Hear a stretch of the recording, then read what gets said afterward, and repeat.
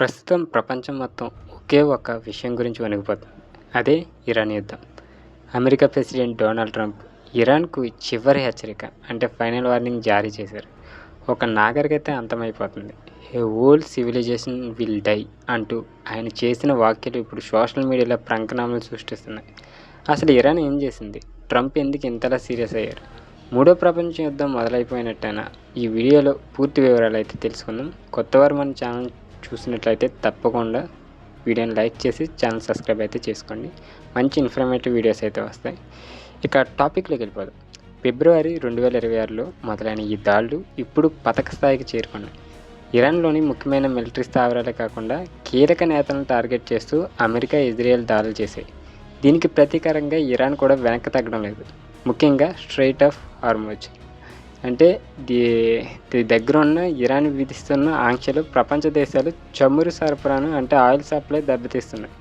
దీనివల్ల petrol, diesel ధరల ఆకాశాన్ని తాకే ప్రమాదం ఉంది. ఇంకా ట్రంప్ ఏమన్నారంటే, ట్రంప్ తన ట్రూత్ సోషల్ ఖాతాలో పోస్ట్ చేస్తూ ఒక అల్టిమేట్ ఇచ్చారు. అంటే ఇరాన్ గనక తన మొండితనం వీడకపోతే ఆ దేశంలోని పవర్ ప్లాంట్స్, వంతెనలు, ఇన్ఫ్రాస్ట్రక్చర్ను నామరూపాలు లేకుండా చేస్తామని అయితే హెచ్చరించారు. నేను యుద్ధాన్ని కోరుకోవడం లేదు, కానీ ఇరాన్ అతిగా వెళ్తే మాత్రం వెనక్కి తగ్గేది లేదు అని స్పష్టం చేశారు. ఇప్పటికే పాకిస్తాన్ మధ్యవర్తంలో సీజ్ ఫైర్ చర్చలు జరుగుతున్నా అవి సక్సెస్ అవుతాయా లేదా అన్నది ఇంకా క్వశ్చన్ మార్క్గా అయితే ఉంది. సో దీనిపై మనకి భారత్పై ప్రభావం ఉందా? మరి యుద్ధం మనపై ఎలాంటి ప్రభావం చూపుతుంది? ఒకవేళ ఇరాన్ కనుక హార్మోజ్ జలసంధిని పూర్తిగా మూసేస్తే కనుక ఇండియాకు వచ్చే క్రూడ్ ఆయిల్ ఆగిపోతుంది. దీనివల్ల మన దేశంలో నిత్యావసర ధరలు భారీగా పెరిగే అవకాశం ఉంది. అందుకే భారత ప్రభుత్వం కూడా చాలా అప్రమత్తంగా ఉంది.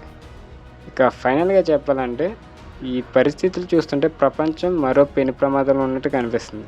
మరి ట్రంప్ హెచ్చరికతో ఇరాన్ వెనక్కి తగ్గుతుందా, లేక యుద్ధం మరింత ముదురవుతుందా? అండ్ మీ అభిప్రాయం ఏంటో కామెంట్ సెక్షన్లో తెలియజేయండి. ఇలాంటి మరిన్ని ఇంట్రెస్టింగ్ అప్డేట్స్ కోసం మన ఛానల్ తప్పకుండా సబ్స్క్రైబ్ అయితే చేసుకోండి.